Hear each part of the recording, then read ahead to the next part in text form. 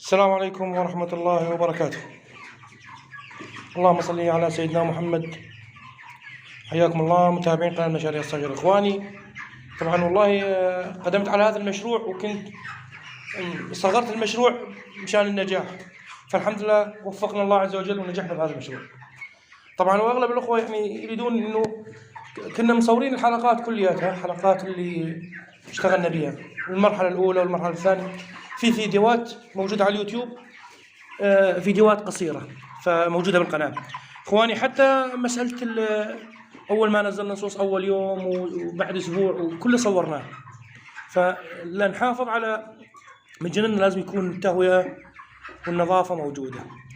اخواني، واغلب الناس بتخوف من هذا المشروع انه في امراض وكذا. لا، انت اذا خففت اذا بدلت الهواء تبع المدجنه وهويت المدجنه راح يكون عندك مشروع ناجح. ف بسم الله ما شاء الله. اليوم اخواني عندنا الصيصان عمرهم 30 يوم بالضبط. اليوم كيلوين و100 غرام، ما شاء الله تبارك الرحمن. طبعا اخواني هذا السبب الاعتناء الزائد، التدفئة نظامية، يعني لازم التدفئة ما تنزل عن 30 أول أسبوع، 32 وما فوق. بعد ما يصير عمره 10 أيام تتخفف يعني إنه الحرارة شوي. طبعا المدجنة أنت دخلت على المدجنة وريحتها كانت مزعجة، هذه بتضر الدواجن. تمام إخواني؟ بتضر الدجاج، فلازم يكون الهواء نقي بالمدجنة والتهوية طيبة، يكون ما في أي إزعاج بالهواء يعني اللي يدخل. طبعا اخواني المراحل العلف مرحلتين. هي المرحله الاولى تتبدل ب20 يوم، طبعا يكون ناعم، العلف الناعم وفي فيتامينات وفي المواد كلياتها. العلف جاهز يجي. طبعا اخواني اللي يشتغل بالدواجن يعرف انه مرحلتين. طبعا اخواني والله المشروع ان شاء الله ناجح وطيب. هاي الحمد لله الله وفقني، طبعا الحمد لله فضل كريم. طبعا اخواني هذا العلف المرحله الثانيه، طبعا يعني بعد 20 يوم نعطي هذا العلف. هذا العلف المواد كلياتها موجوده به، الفيتامينات والمقويات كلها به.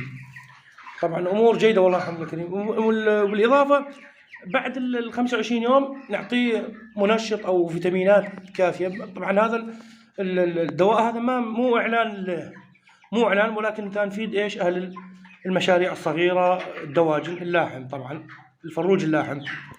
اخواني ما انه نسوي دعايه لهذا المنتج، ولكن اموره جيده وباستفاده وتنشيط للطير.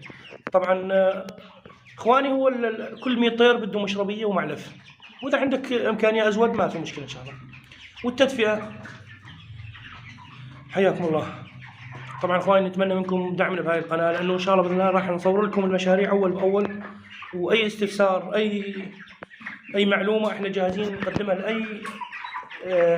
لاي مربي، لاي اخ يدور الرزق لنفسه. حياكم الله متابعينا. طبعا هذا الفيتامين اللي قلت لكم عليه اخواني، هذا كل سنتي مقابيل لتر مي يعطى للدجاج لمده 5 أيام حسب. يعني هو ما باذن الله اموره جيده وينفع الطير، يفيد الطير ان شاء الله.